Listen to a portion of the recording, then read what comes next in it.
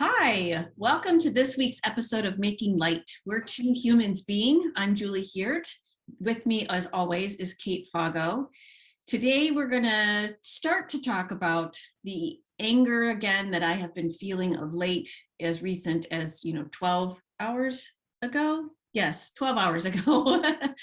Maybe not even that long, and really how it's focused on myself. And so Kate has offered to connect with her guides and do a conversation with me about that with her guides, helping her along the way.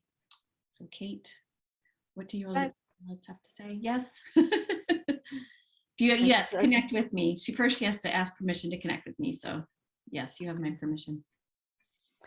Okay, so I'll just state my intentions for the record. I'm going to ask that my guides lead this session and not my very, very opinionated and overactive ego. Although attention should always be positive. So I set the intention that I let my guides lead this session. And I set the intention that we get the information that's most important right now for Julie to hear for her greatest and highest good. Okay, so when we started doing this, before we actually started recording, at first I just saw, I don't know if I saw it because it was too close up, but a feeling of incredible pressure just being squashed. Now when I connect you, it's a jumble of a few things that we've already been talking about. But the first really vivid image I get is like somebody hitting a shoe with a hammer. I don't know if you have cobblers and and they have that picture of a man going ding, ding, ding. I'm seeing that. And when I look at the face, I suddenly get an image of the face, and it's sort of like a cartoon, like a Disney cartoon of a man with a big red nose, and he's angry. And he goes ding, ding, ding, ding, ding, ding, ding. And so when I first saw the banging and the sort of compression, and I don't know if the two are connected because there were two different images, I was sort of feeling like that was you. But this image, I don't know if it's you, if it's feeling outside of you, but it's like, let me clarify. If this old man is representing you, or whether that's, I'm hearing no, and you are. And now I see you are in like where the shoe would be, you're tiny and you're looking up and you can see, and all you can see is this bink, bink, bink, bink, bink, bink, bink. And like you're just this tiny little Julie in a box, whatever. And I'm hearing that man represents the outside world. It's not specific, it's just the outside world, and it's just hammering on you. Does that make sense to you? Yeah, very much. So I'm not feeling angry, I'm actually feeling scared.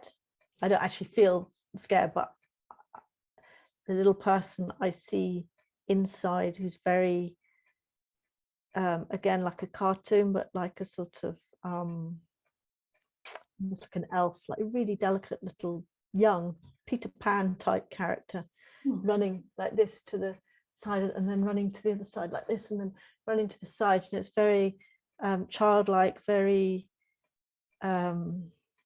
frightened. I'm not actually feeling anger.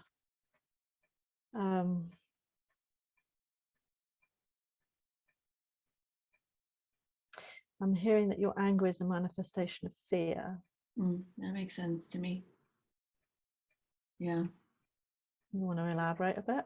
Yeah, the anger actually, as you say that, the anger actually feels like a wake-up call to get in touch with the fear, particularly with the types of the fear you were describing. Because as just before we got on Zoom, I was looking out my kitchen window and I can see my RV named Ned in the backyard, and I'm like, oh, I just want to crawl in Ned and just go away, just disappear. If that's, why do I have to consider selling this house and consider buying another house? Why can't we just crawl away in Ned? And go wherever. Okay. Yeah. Okay. So I'll ask my guides where we go next with this.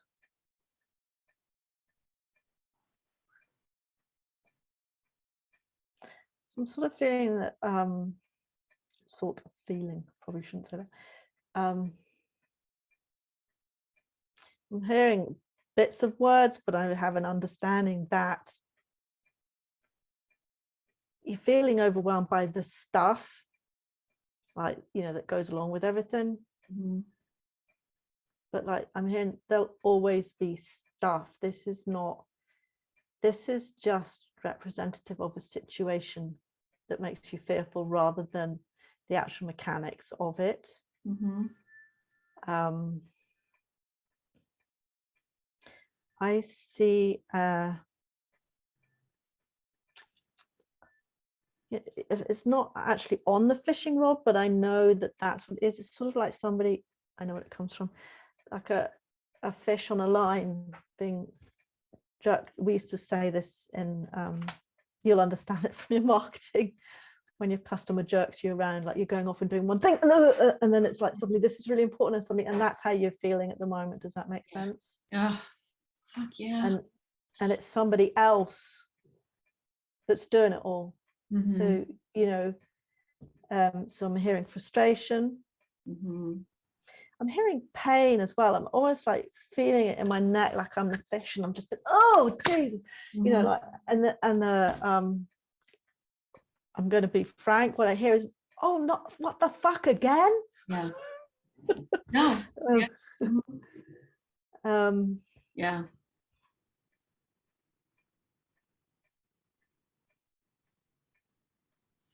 Okay, where do we take this? So I'm being told to remind you that you are not powerless. Let me manage my energy, because I'm actually thinking back to what you said about the conversation you had with your father and that, and some thoughts came up then, but I think they were egos, so I'm just going to clear them out. Okay. I'm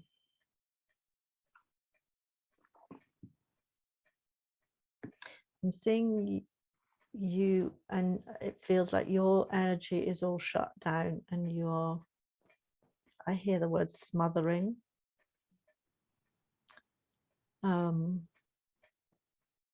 And I'm seeing you retreating, like what you said, but you're actually like backing into this, it's like a cupboard or a hole, and you're sitting on your bum with your knees up, and you're just sort of shifting your bum back and backing off and trying to make yourself disappear.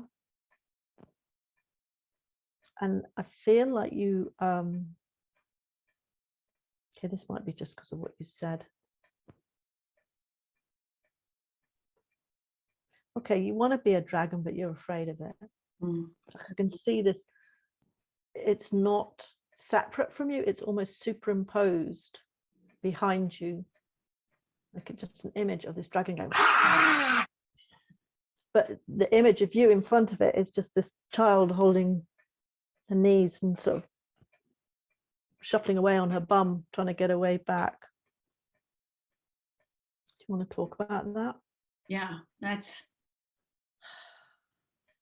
a very good symbol of how it feels. I do feel like I'm holding back, like I can feel this anger or dominating, which is interesting. Dragons and domination have D, the domination factor that I have in my Myers-Briggs, or whichever profile you want to look at.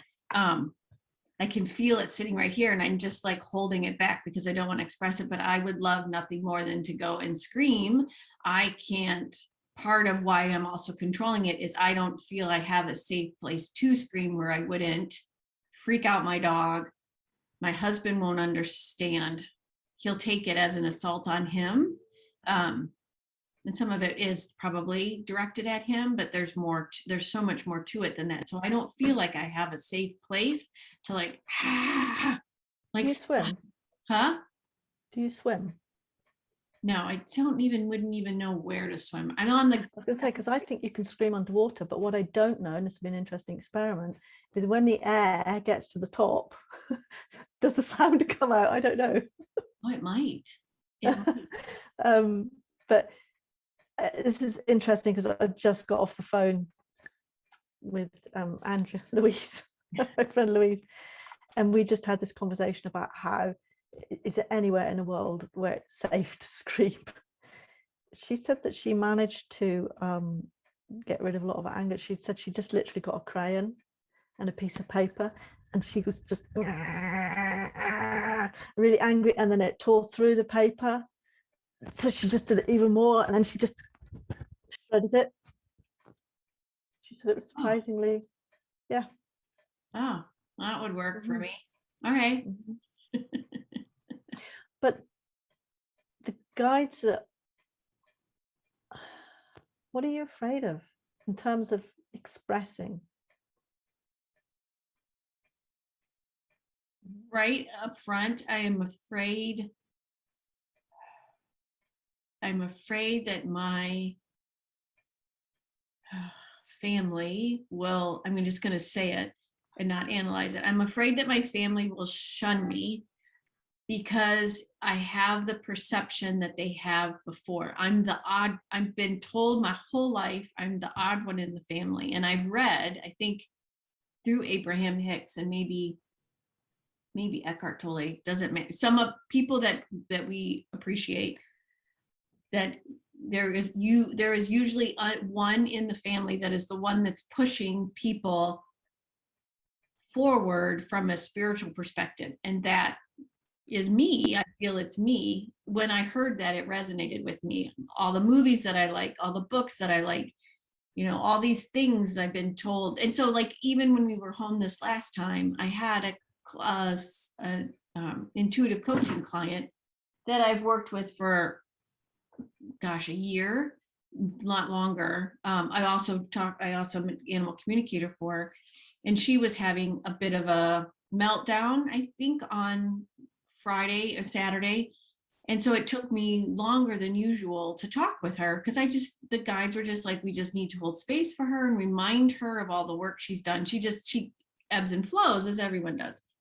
So I come upstairs and, okay, so we've talked a little bit that we think my mom is sick, but I'll just say it now. I'm pretty sure my mom has dementia. And so I come upstairs and she wants to know why and she gets angry. She doesn't have a long attention span anymore, which is one of the reasons why. We have many reasons why we think, but this is one. And she gets very aggressive and extremely impatient, particularly if the focus is no longer on her. Like we have about 6 seconds and then she'll start to bring the focus back to her. Anyway, so she asked me what I was doing, and I said I was talking with a client, and she's like, well, what kind of client? And I thought, fuck it. So I just told her, and she's like, well, you're not qualified for that. And I said, technically I am. And she said, well, that just doesn't make any sense to me. And I'm like, I'm not going to explain it to her because I don't want the backlash. I also know that she's not going to remember this in about 30 minutes. And so I'm like, why did I even try? Meanwhile, my dad's on the other side of the room. I know he knows what I do. He doesn't ever acknowledge it. And I also know he has a connection, an intuitive connection he has had his whole life. And when his mother died, he has had this connection. So I know it's there, but no one will talk with me about it except for my sister, who wants to have me constantly read her dogs, although she's more appreciative of it and will help me mark it. Doesn't matter. It does matter. Anyway, when I start to talk about it, I can feel it bury itself down inside, because when I do talk about it, I either get completely overlooked, like my dad completely overlooks it, or my mom is just, well, the craziness that is my mom right now. And but I just feel like I'm never fully, I guess this is my ego and attachment to the outcome. I want some recognition. Yes, for all that I have done and accomplished and been and tried to be and want to help and all the things. And I don't see it, and I don't get it. And so in contrast, I actually get ridiculed and I get overlooked. And it's just frustrating. I can't get my, like, and then to coupled onto that, I can't get my dad to really talk about what the hell is going on with my mom and how can we help, what do we need to do, because he was sick 2 years ago, it could happen again, like, can we just effing talk about it? And I can't even get him. Like, I tried twice when we were there and I made a little progress, but he doesn't even want to. He's like, oh, it's fine. No, it's not fine. It's not fine. Okay, let's unpack a few things there. This is my ego speaking, first of all, but your dad's a grown-up. I know. You've offered to help. You've tried to get him to talk about it. He doesn't want to talk about it. Take it off your list, Julie. He knows you're there. You know, I'm not saying it's not your business, but a bit of it is not, you know. I know. And to be honest, there's not much anyone can do. You know, I battled and battled and battled with my mum to try to get her to understand that she was sick. And I wish, of all the books I read, Contented Dementia, brilliant book, but all these books, I wish one of them had just said, doesn't matter that they know, there's fuck all I can do, nobody can do anything about it. Right. Like, I mean, there are drugs, but, you know, who knows whether they work or not, and there's, you know, mixed reviews about them. You know, I went to all this trouble to try and get my mum. It was so important to me for my mum to understand that she was sick, mostly for emotional reasons. I realize now, same as you, I wanted her to understand how much care that it was taking, how much, you know, that not that she was a burden, but she's very unappreciative at the best of times. So I don't know, there's probably a lot of that, but just say your dad goes, yeah, okay, your mom's got dementia, it's actually not going to change anything. And maybe he's already thought this through and doesn't want to go there. I'm just saying that there's limited options about what can happen. I completely understand your desire for the recognition that there is something wrong with your mum, but take a step back and say, what will that actually achieve? Just say that your dad knows full well, which he probably does, that your mum is ill. Actually, who benefits from putting a name to it? Who benefits from putting attention on it, law of attraction? Your dad may not know what he's doing, but he's actually doing the right thing, because there's not much that can be done. Right. That was my ego. Let's go back to what Louise just finished saying to me. And I suspect I sense this too. You know, your desire for recognition is then followed by a sense, in my case, immediately followed by a sort of sense of shame and embarrassment that I need that, especially when I know it's from people that are never going to give it to me. Right. Okay. Well, yes, but and bigger than that, but yes. Yeah. So that's, you're not adding. But what she said was to acknowledge that being recognized is a fundamental human need. It's not something to be ashamed of or embarrassed about or any of the above. It's what makes us all as humans and social animals. It makes us get up in the morning, to be needed, to be wanted, to be appreciated, to be recognized. There's no reason to be ashamed of wanting that recognition. However, the madness lies, Julie, in expecting it from people who will never give it to you. Amen.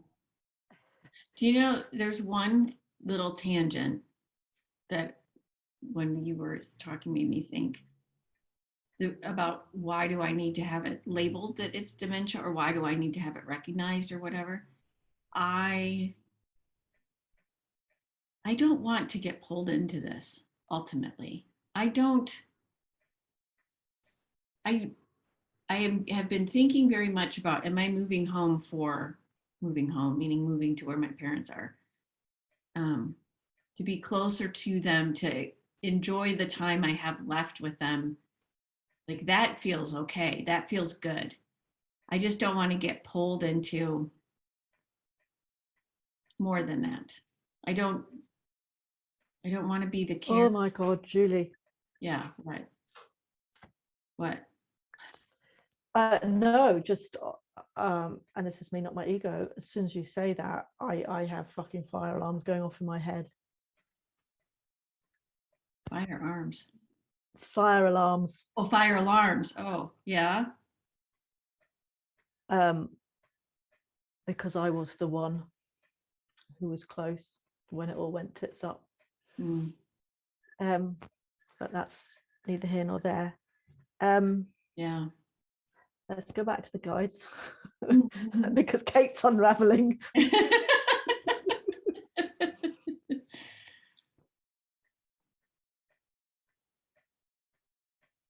So I'm going to ask them what we need to know about the situation of you feeling unrecognized. So they want me to go back to you being afraid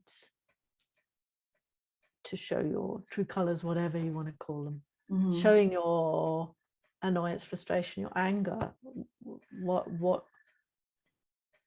So completely understand you needing that recognition and everything, but why are you afraid of expressing how you feel about that? Because Julie wouldn't.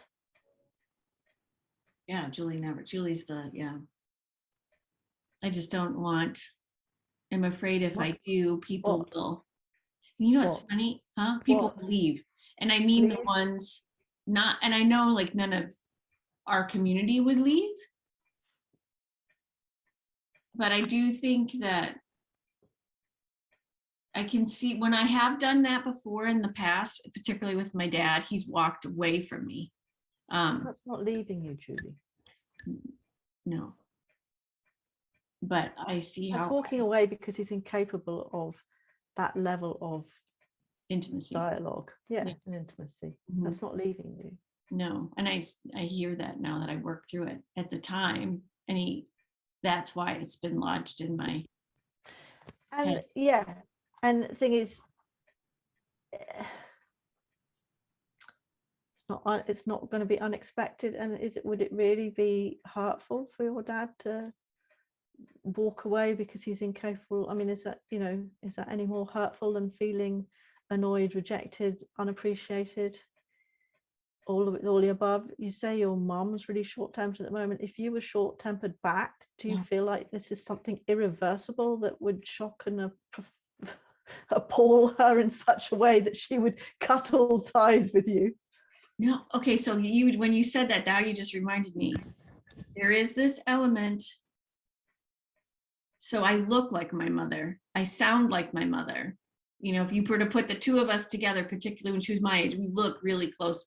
And so I've had also my whole life people telling me, you look like her, you act like her. My sister looks more like my dad and can act more like my dad. So it's interesting that we're paired that way.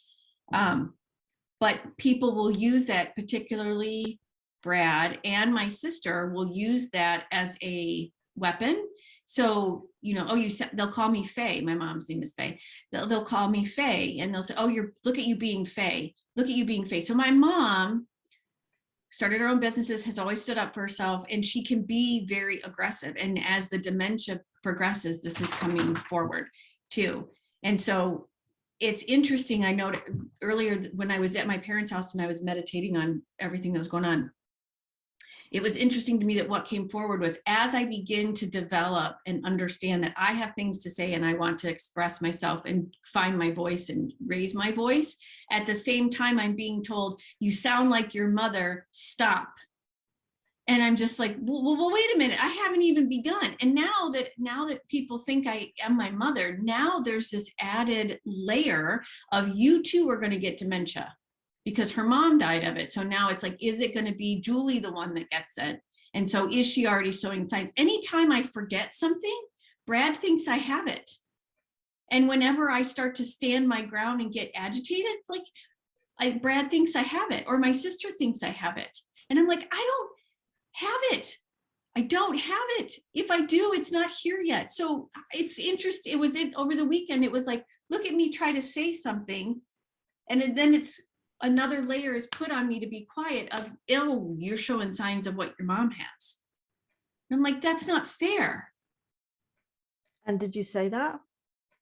No, because I did not say that. Right. So if if Brad said to you, you're a bit crabby, is it your time of the month? How would you take that comment? Oh, I'd be pissed off. Right. So why is this different? This is worse. This is a horrible thing. I want to stab both Brad and your sister in the eye for saying such a thing, because it's a horrible thing to say. I know. I mean, not only is it, oh, what's wrong with you? You're being pissy. Is it your time of the month? You're just in the mood. This is all me, by the way, not the guides. And so A, it's insulting, and then B, like, I'm allowed to have an opinion just because you don't agree with me. You're insulting me. Yeah. So not only are you not listening to me, but you're throwing an insult in as well. I'm not allowed to have an opinion, and if I do, there's something wrong with me. Mm-hmm. Yeah. And you know why I didn't express it is because I'm afraid I'm adding fuel to their fire. If I express that what they're doing is unfair and no, it's absolutely not true, then they'll go, well, you're just denying it. Like, no matter, I feel like I'm damned if I do and I'm damned if I don't. And I'm pissed because it's like, for the fuck's sake, like, I'm just effing trying to at least figure out what it is I'm trying to say and at least try to express it. So let me try and stop telling me I'm so like her. And then, you know what else? Okay, so just a little side note too, as I'm out and about with my mom and people, what my mom has started to do now lately is pull me into this, what I consider her crazy.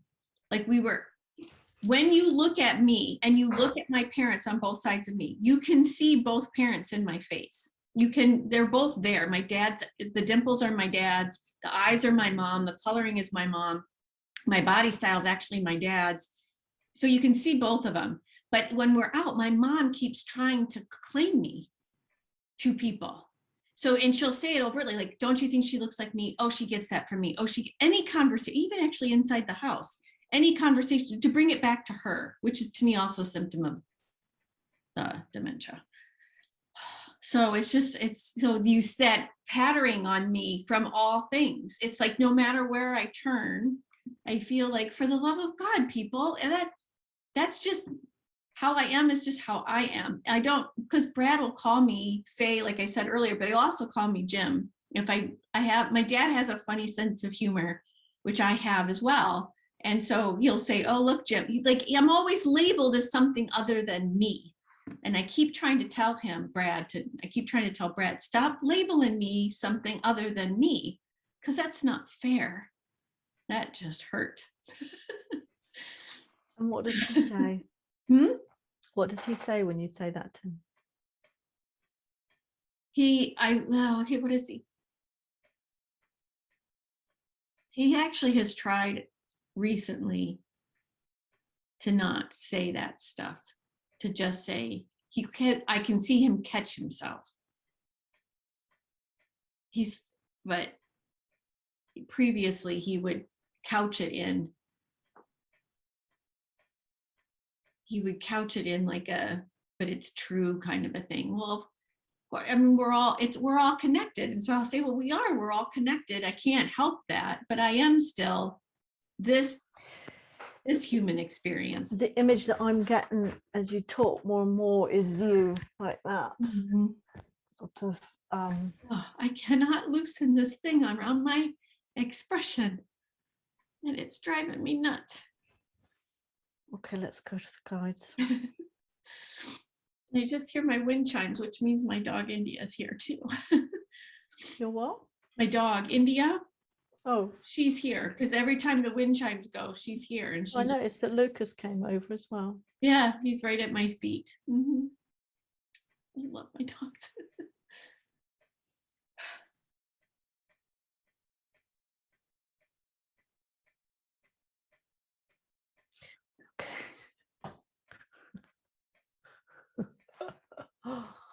Okay, what I saw was you. So you had something around your neck, and you grabbed it, and you tore it. You threw it down, and you said, "Fuck this!" And you just you're stamping your feet, but not in a tantrum, just sort of like, oh, fuck this. And what I'm hearing is, how can anything, and there's a sort of mixture between the words and understanding that you're saying, how can anything I do make it worse than this? Like, True. you know, how can, you know, it's like, so you're worried about how people would treat you because you're worried about your behavior causing them to treat you in a way that you will find uncomfortable. And what this image is showing me, and what I'm having a knowing, is that even if you take that to its most extreme, it's, you still no worse off than how you are feeling right now. Like, there you have absolutely nothing to lose and so much to gain by going, actually, just a fucking minute, right? Yeah. This is how it is. Mm-hmm. Don't you dare shut me down by making fun of me, by implying that I have some sort, you know, by all of these things are, whether intentionally or not, being used to stop you from expressing yourself. Mm-hmm. Yeah. That feels really good, actually.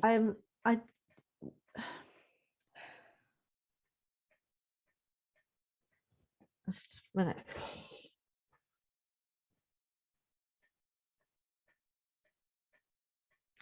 Sort of feeling, is this my ego?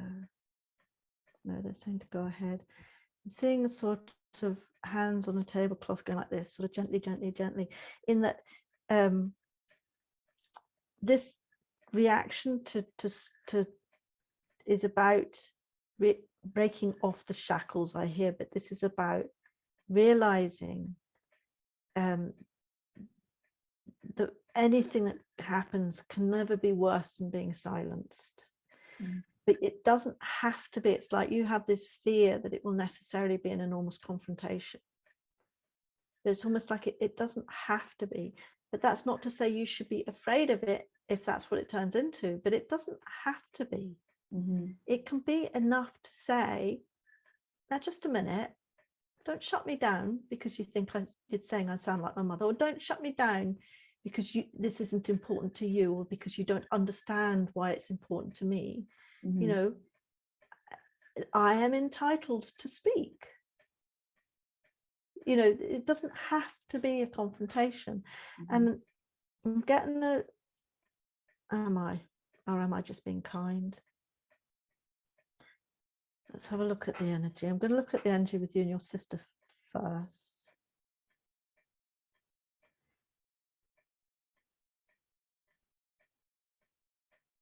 I feel it was your sister in awe of you? So I've heard. She's never said it, but I have. That's not the sort of thing you say, is it? No, no, but I've heard that before. She doesn't think she can. I actually see her like with her head on the floor like that beside you. I do think she seeks my approval, and I do believe, like, I can feel that she wants me closer, because she can't. I've always known that when something goes with mom and dad, she's not going to be able to handle it. I am the only one who's going to be able to handle it. I have the fortitude to handle it, and which means I have to help her. And I get that, and I'm okay with that. So I get the, let me go back to that. This is just based on a knowing. I'm not getting a visual for it, but it popped into my head, so I'm going to say it anyway, and we'll see how it resonates. I don't feel that when she says these things to you about you being like your mom or anything like that, that she's trying to hurt you or shut you up or anything like that. It's just conversation to her. She doesn't see it as an insult. Does that make sense? I can see that. I can see that. It's just, it's so, I try so Because hard not to be like the bad parts of she my doesn't, now this is just, does she see your mum the way you see your mum? No, she sees my mom differently. So it's not an insult. No, it's a compliment. I just realized, I just had that little, because I'm connected to my guides too, to help with you. So yeah, they just went bing. Okay.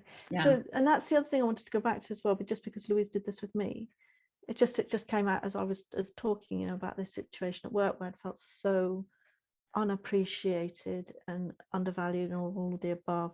And I also, what came out of my mouth as I was talking was the fact that despite the amount of pressure I was on and what a horrible time I was having in my job, it's the most fulfilled I have ever been in a job, because I was fucking rocking it. You know, there was just so much shit going on and I was on fire. And I also mentioned that actually during that time, in the days when people used to get employee feedback before they started massaging the questions to get the right answers. Do you remember that? The days where they actually asked. I've been through several of them, yes. Yeah. You know, I got the best reviews in the company from my, you know, from my reports, you know, and so the point being, it's like, and this is why I'm pulling it back to you, is wrapped up in all this, you know, you said about your parents rubbishing or your mom rubbishing what you do and your dad not acknowledging in that. But in between all of that, you said how much your sister enjoys getting readings for your dogs, for her dogs. So they're not all rubbishing you. Your dad doesn't want to acknowledge it because he has latent fears about what it will unravel in himself if he acknowledges it's true. Your mum, to be honest, sounds a bit like a narcissist and doesn't want to talk about anyone other than herself. So I don't know, is that I just assume everyone's mum's a narcissist because mine is. Well, and that terrifies me that I'm the same way. But you're not, are you? You're not, are you, Julie? Really? I don't think are you? Really? No. You really need to ask this question. No, I do need to. I guess I need to ask the question because I'm so. Okay. So let's go through this again, right? Okay. Something comes up. Your dad decides he wants, or you decide that you want to do something that will inconvenience your mother. Does she A, say nothing, B, try to say something, stop, and then go away and lash herself because she doesn't want to upset anybody, or B, does she tell you exactly how she feels? Are you talking, choose that for me, my reaction? No, your mum's reaction. Oh. You do something that will mildly irritate and inconvenience your mother. Does she A, say absolutely nothing about it, B, try to say something about it and then go away and beat herself up because she really didn't want to upset you and act the marshal, or C, does she tell you exactly how it's going to inconvenience her? Yeah. Okay, so now you still think you like your mother?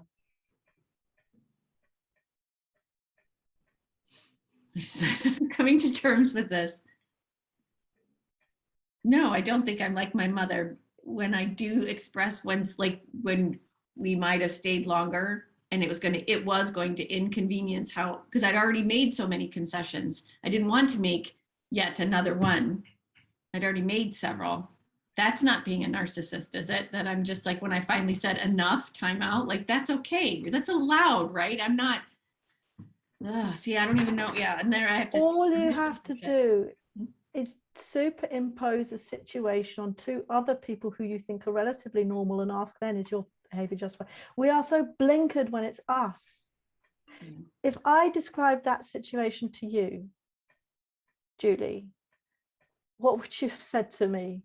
If I went, oh, for fuck's sake, you know, I've just moved all my, and again, it's not even all these things are fixable. Yes, you could have rescheduled and that. And actually, do you know what? I'm not even angry with Brad for doing that. He just didn't think he's excited about his new job. But that doesn't mean that you are not allowed to say, now hang on a fucking minute, this is going to affect me. And I would appreciate it if you A, considered me, and B, give me some time to think about how this affects me. The only reason you're up in a tizzy about it is because they're off making decisions and you know, and you didn't even get the chance to stop and think about maybe you could accommodate it. Had he brought it up, the chances are, Julie, you would have gone away and made it work, because actually you want this to work out for Brad, and that's just the kind of girl you are, right?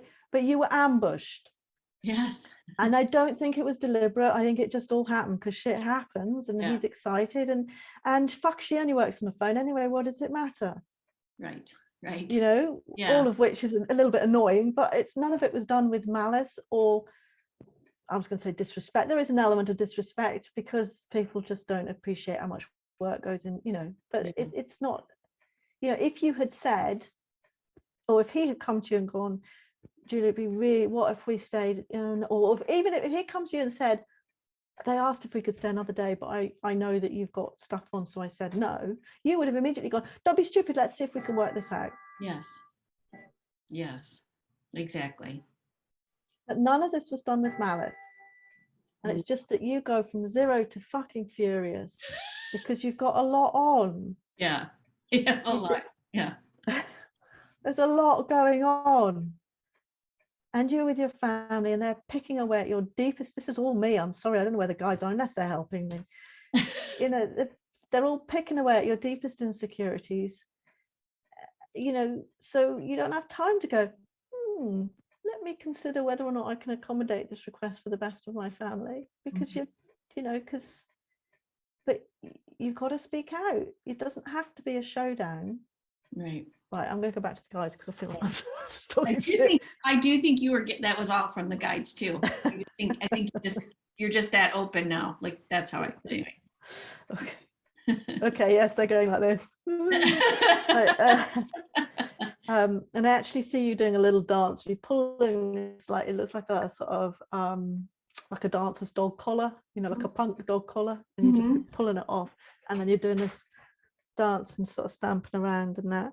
And I hear the word liberating, and I see like an opening here. It actually looks like your fingers going like that. And it's like, what are you afraid of? It's like as soon as every time you speak up, it'll get easier. And I'm hearing, and the world will not end. And you'll see that the world will not end. I mean, the part of it is at the moment, because you don't, there's so much built up around this that by the time you do, you're like, you know, whereas if you just, you know, a little bit every now and then, and you'll realize that you can have these conversations without it being an enormous conflict, that, you know, it's just got to start speaking up. Yeah.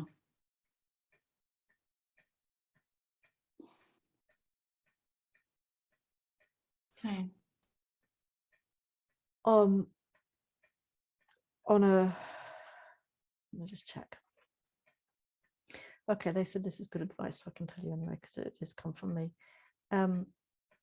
Just with everything that's happening with Brad, just don't get rushed into any decisions, Julie. No, I know. That was part of the meditation last night when I was talking with my guides. And you don't have to know what the answers are.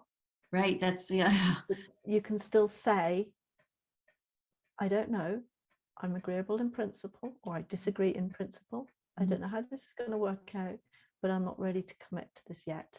Yeah.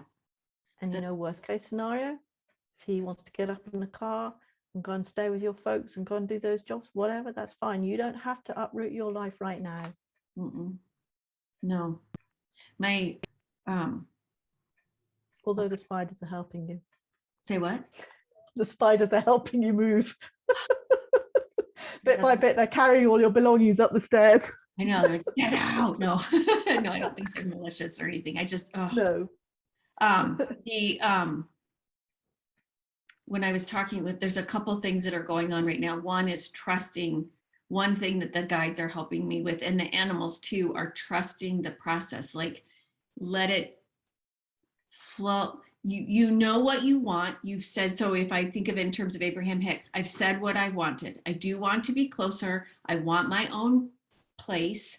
I don't want to be, I thought I wanted to be in the condo development that they're in. I want my own place so I can create my own bubble and have my own thing. My ears plugged.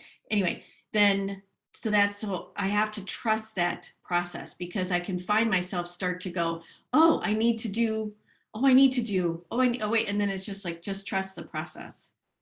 I've also, last night as I was meditating too, the guides were like, do not rush into a house. Do not let either one of you rush into a house. Like I gave up and let Brad rush into this house. No rushing into a house, no rushing in. You will find a place to live. Allow us to help you find the place to live when the time is right. The job, it's possible that one of the jobs will let him work from here for a while until we can finalize things and be able to. So just trust. So I'm just continuing to talk with the guides in that regard. And also, I would have to say, you have to do what's right for you, not for your mum, not for your dad, because not being harsh or anything, but shit can change really, really quickly. You could move your whole life up there, move into the house next door, and your dad dies of a heart attack and your mum goes into a home. Right.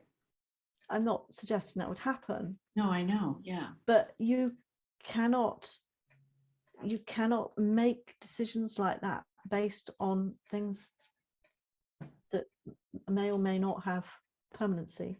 And even if they did, there's no such thing. You know, the decisions have to be right for you. And also, Julie, what's for your greatest and highest good is for the greatest and highest good of everybody around you. That's the other thing you have to remember. Right. Even though you can't see it, even if it feels selfish, it's not. Yeah. That was on Abraham Hicks's podcast today or yesterday. What's in the greatest and highest good for you. So it's interesting that you say that again. I didn't know Abraham said that. It's just Annie's always telling me that. Oh yeah, yeah. That was because an example being like my sister wanted to live abroad, and then she gets all hooked up on, and I do this with the chickens. I want to live abroad, but what will happen to the chickens? And she's like, it doesn't work like that. There's no trade-off. When something is right for you, it doesn't come with a price, it doesn't come with a trade-off, it doesn't come up with a caveat. It's none of those things. It will all just work, and you have no idea how. Right. You just have to trust, but your brain cannot start horse trading about how that's going to happen, because it can't.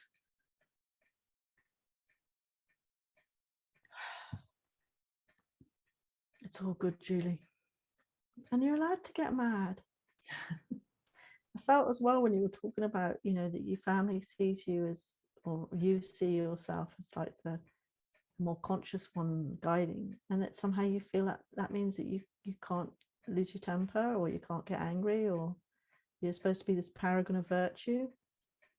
Well, it's like I believe I've been told enough that I'm the oddball. So if I do anything that's oddball-y, then I'm proving them right.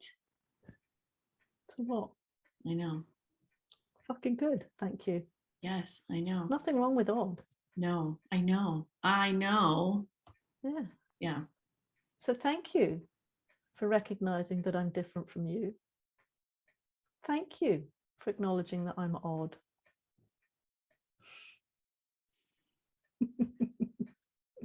Yeah. So it's very helpful. Let me just chat with the guides.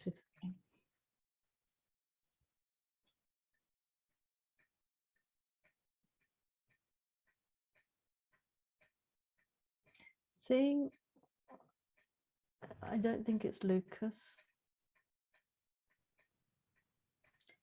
Looks like a white dog with a brown face, but the face is more like almost like a terrier.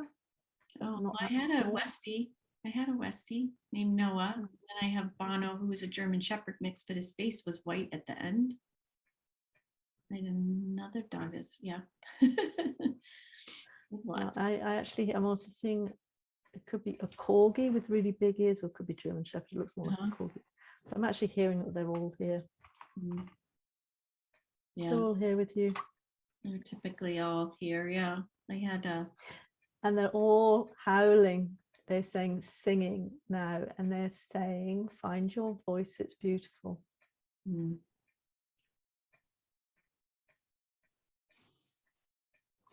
Is there anything else I need to say to Julie?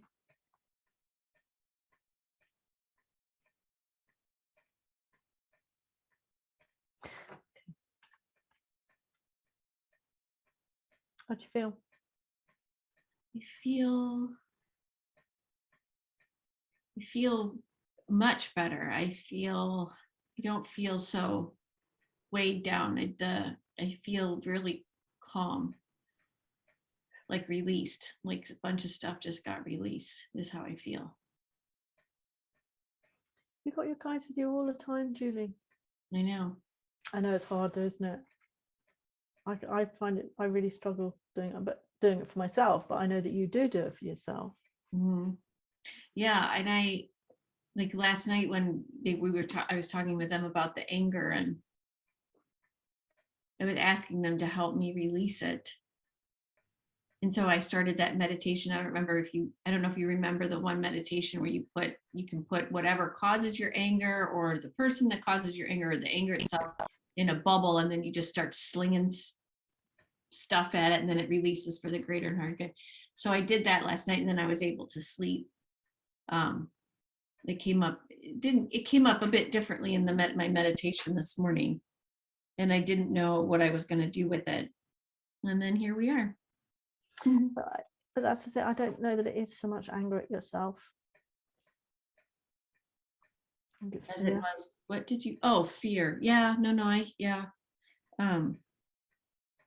because I've told you before, I think I've told you before that fear and depression are opposite emotions. So when you're depressed, you can use, no, not fear, anger and depression are opposite emotions. So when you're depressed, you can use anger to lift yourself out of it. So Was it someone's? I was actually just reading that. I'm reading this fascinating book.